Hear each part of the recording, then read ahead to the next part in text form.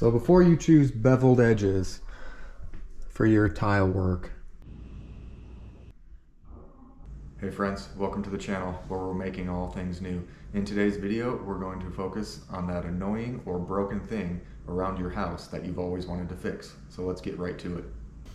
All right, so today's video, we're going to be grouting beveled edge backsplash tile. Now this is a marble 2 by 4 inch subway backsplash tile.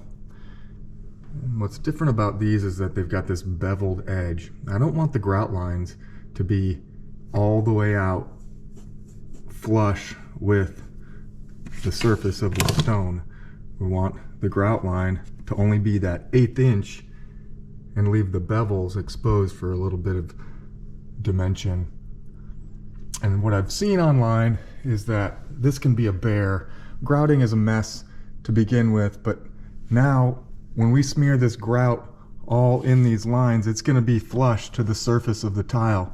And so then we're going to have to meticulously go in and scrape out a lot of the grout just to get down to the 1/8 inch width that we want. That's the overall effect. And so these tools are made for caulking, but I thought in this instance what I'm going to end up doing is smearing all the grout on here and then going over with this tool and scraping out a lot of the grout in the bevel to leave me with just the grout line, that 1/8 inch grout line in the gap. But I've chosen this small section. It's just like a 2 by 2 foot counter section. We're going to work on this section first, see how that goes, and then apply to the rest of the kitchen over here. All right, we're mixing up the grout. We've gone with the unsanded grout because we're doing grout lines of 1/8 of an inch. Premium unsanded grout, AccuColor Tech from Menards. I'm gonna seal this with Grout Boost. Gonna use Grout Boost instead of water. That way it seals the grout all in one. So we're just gonna mix up a little bit right now.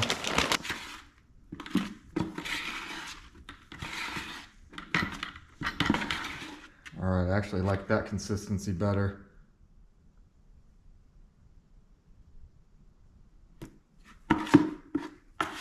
So now it says to let this set up for about 10 minutes. And come mix it again. So our working tools, we've got our grout float, standard grout float. And then I got a margin float. It's like a margin trowel. And then I think this tool is going to be the ticket to get that final look that we're going for in scraping all of the grout out that we don't want. Get our grout. Again, this is going to be messy and then it gets clean later. But so here goes. Get this smeared up in there.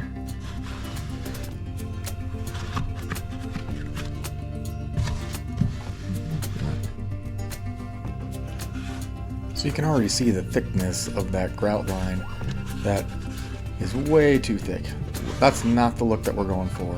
And so after some editing here, I'll show you the final product. I'm gonna end up changing out these. I'm gonna change the electrical outlets to white, so I'm not too concerned about making a mess of those.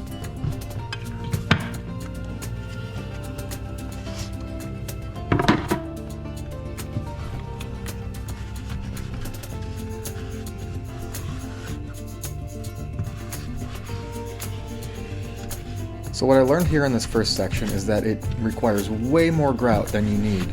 So just in order to pack all the grout into the very back part of the grout line, you've got to fill the entire grout line all the way to the bevel. And so you're going to have to mix more grout than you need, almost 3 to 4 times as much grout as you'll end up using. Now, one other alternative here is that halfway through you can go back and scrape out the grout after you've packed it in some sections to then reuse on the parts of the wall that you need more grout. So I'm running thin here until I get up to the very top, and I had to beg, borrow, and steal all the grout from the lines in order to fill all of this section. So really tedious stuff. You should know that going into it. It's like maybe I didn't quite mix enough. Get us up to the top here. All right, now jumping forward to the grout removal part of this process. This is where it gets really tedious. By the time I get all of this pulled out, I'm going to end up with at least pulling out half the grout that I put on there from these beveled edges. And I don't know if I'll be able to reuse this grout because it will set up too fast and it won't be malleable to use on other parts of the kitchen. So it is what it is. Probably going to end up wasting or just throwing this grout away, but it played its role. It sacrificed. It hit the bunt to move the runner over. It was that sacrifice fly to score the winning run. Because by the time we see the final product, I think we'll be happy.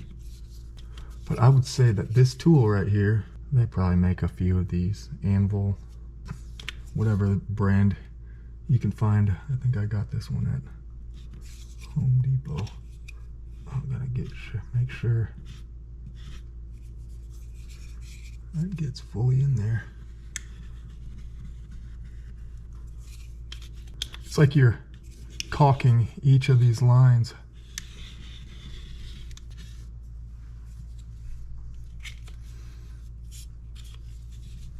Well, guys, I think that this is about as good as I'm gonna get with.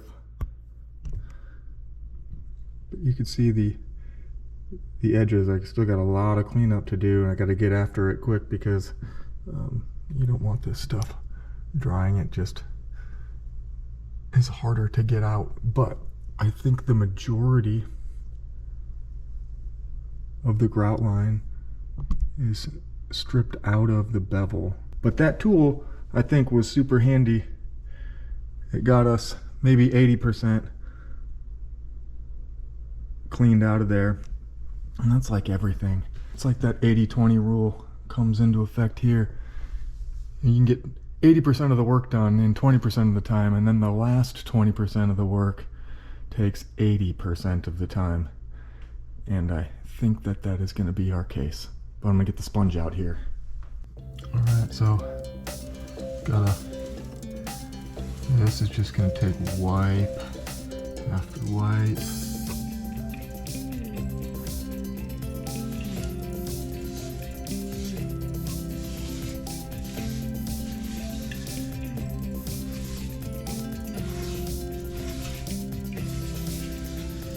Just to get a lot of that goop off. Now, watching the video back here, through the magic of video editing, you don't have the luxury when you're doing this. You can't just fast forward. It's painstaking. And so, just prepare yourself. It's labor intensive. You'll be happy with the end result. I've seen the end of this. I don't know if it's worth it again. You be the judge. But I just want you to be fully prepared for what you're in store for. Fast forward.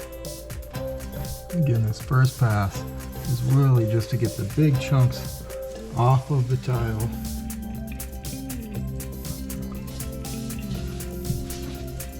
And then I'll come back and start feathering the grout lines.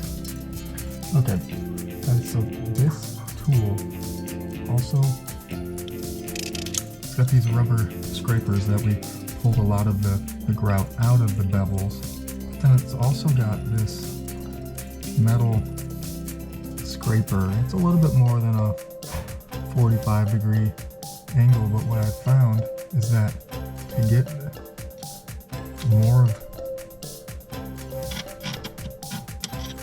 of that out, it's like a little shovel, a little scoop that you can run in between each of the grout lines just to get a little bit more of that material out. And then it will allow that sponge to do its work and smooth the remaining grout at that 1/8 inch level. Super handy. Sometimes the right tool makes all the difference. So you kind of get the idea here. It's already looking better, but each of these grout lines is going to take multiple wipes. It's just going to take some patience. And if you don't have that in a job like this, hire it out and be ready to pay for somebody else's time. Because this, I don't think that there's any other way to do this other than just tedious work. And if that doesn't sound good, don't choose beveled edge tile. All right, I will show you the finished product in another hour. Okay, so this is about an hour and a half later after multiple sponge baths. This is the look I was going for. Once the grout sets up in the grout lines, it's a little easier to get back onto the bevels. And so I'll come back and clean out a few of the edges of the bevels just a little bit more and smooth out the grout lines a little bit here in the next 24 hours. So this 2-foot section of backsplash tile took about 2 hours from start to finish. From mixing the grout and then to applying it and smearing it all into the grout lines and then pulling a lot of the grout out of the lines and using the sponge to feather the grout lines, and all of the finish work took about 2 hours.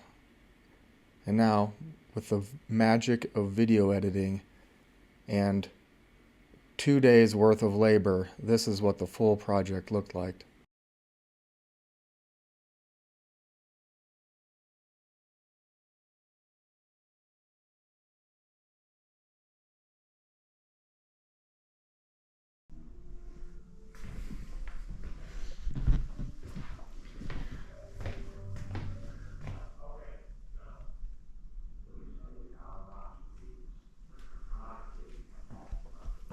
Okay, so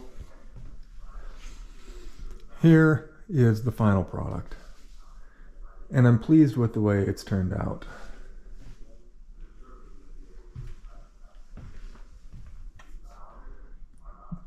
But you should beware.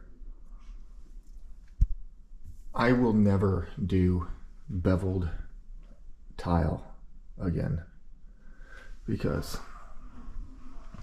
it took all of 12 hours just for the grouting and cleaning out each of these grout lines. And I'm still not super pleased with the consistency of the grout lines. Yeah, see, like this one right here. That grout line, good. This one, too full. But when you're doing this all day, your patience just wears thin and you're exhausted. And you overlook things, and then you don't have enough time to get back and get all of the grout out of the lines. And so, while I'm pleased from afar, I like the look is what we were after, and I'm pleased with how that all turned out. But you should know, it is a lot of work. A lot of these, just grout residue on the bevel edge itself doesn't look awesome up close. Some of them are about as clean as can be.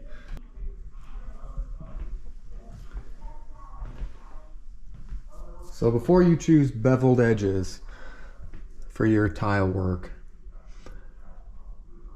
consider your life choices. Be warned, beveled edges are not your friend in grouting. So let this be your warning. If you like the look, prepare to put in the work. Get your chiropractor on speed dial, a bottle of Advil, and a whole lot of patience that you gonna need some supernatural strength.